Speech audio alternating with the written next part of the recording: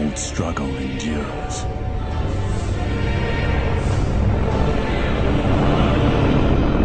The wall dividing life from death. It is so thin.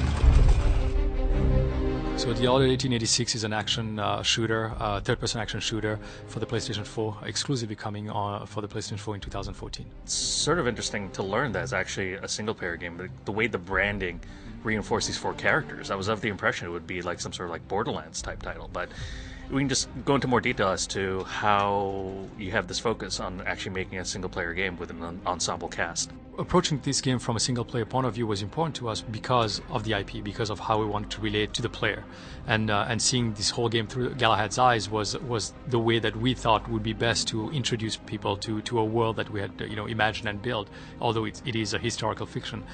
The interesting part about that squad is what I personally have always loved about great stories.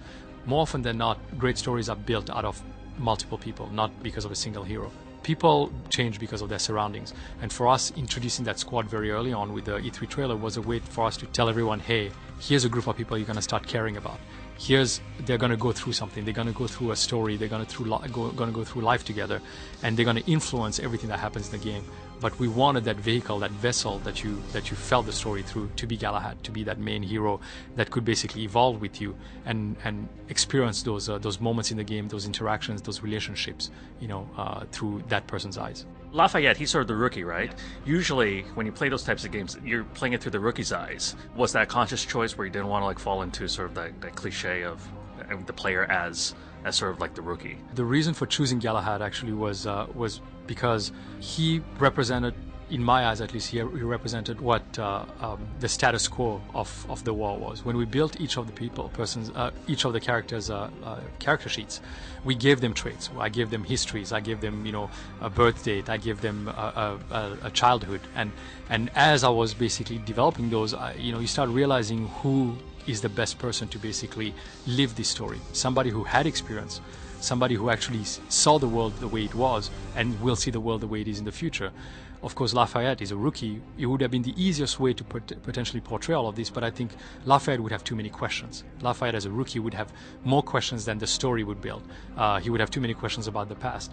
So therefore, it wasn't really a conscious choice of like just saying like, hey, every other game does, like the rookie thing with the main character. It was more a question of for me to satisfy the story beats that existed before the story of 1886, of the Order 1886, and give enough history to him that I could, kind of change his path and basically take him on a journey that mattered to him because he had a past and not because he was a blank slate.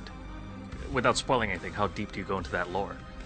So the Arthurian lore that we built into the game goes far deeper than just carrying a name. Sir Galahad, Sir Percival. There is their story, and I mentioned earlier that I wrote character sheets for each of these characters, and all of them has a story that goes and attaches to actually the lore of the real Arthur itself, and the reason why they're named the way they are. They have a story behind them. For example, we've touched on a few things that we're going to expand on in the future. The fact that they have lived longer than humans have lived. The fact that they have lived a life that have seen them take them through decades, longer than other people. The names of these knights actually are taken from their namesake before them. That means that every knight that was there before has given the name to a new knight.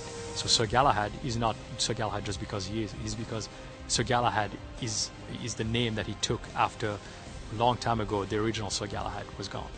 And I think that's just part of it, and there's more lore that we're going to bring into play with the Arthurian legends and with other things as well that we're slowly infusing. But again, we're being very careful to not be a mashup, to be too many things.